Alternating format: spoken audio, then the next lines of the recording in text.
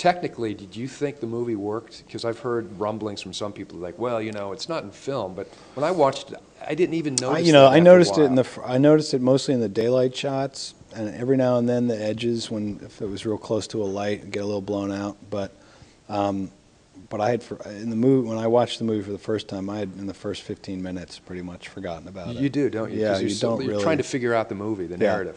But also, I think that maybe even more interestingly is that our aesthetics are changing. You know what I mean? We're getting more used to watching things on low res YouTube and low res content and iPods and things like this.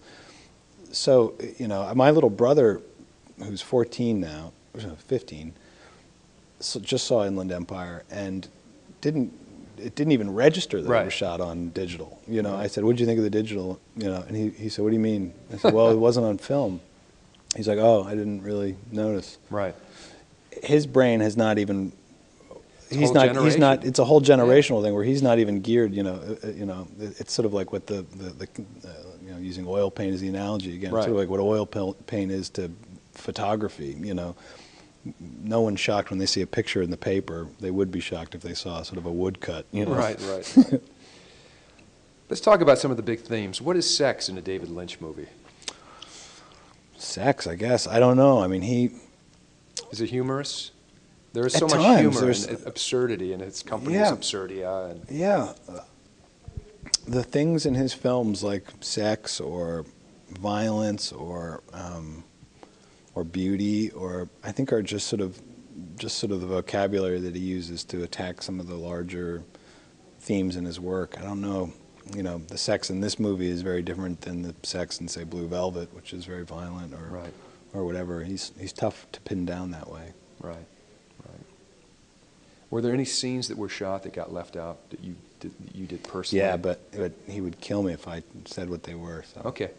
Fair enough. I'll mum's the word. So I didn't know if he likes to overshoot and then. Well, no, we shot. I mean, that was sort of, one of the games we used to play on set is what this movie was possibly going to look like, or the length of it, or because he really had probably about 200 or 300 hours of usable footage, not just not just coverage. He had enormous amounts of footage. This is a 6-volume DVD. Yeah, I mean, it could have been. He could have cut, a 60-hour movie. And lastly, I guess, is there one David Lynch movie that you think best represents him as an artist with a vision? If you had to look at his entire, it may not be fair because maybe you haven't seen anything. No, I've seen all his movies. I would imagine you've seen everything. I don't think there's a classic Lynch film. There's films. I always think about like Lou Reed. Like Lou Reed is a guy who when he started doing solo stuff, I started not really following and being like, I'm not sure I like this stuff. And then years later, I became a huge fan of it or lover of it.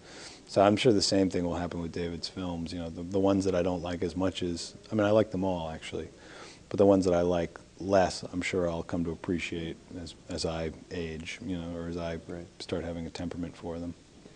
What would you like people to walk away with from this movie and from your performance and the other actors in this movie? It's not so much what they should walk away with as to what they should walk into it with, which is just sort of being prepared to open their whatever portal that is in their brain that enables it to just sort of wash over them.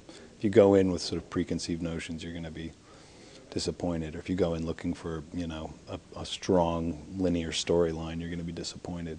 And whatever they walk out with is their own choice. Great answer. Thank you so much for being with us. Cool. Thanks, man. We look forward to seeing you soon. Pleasure, man. All right. Thanks.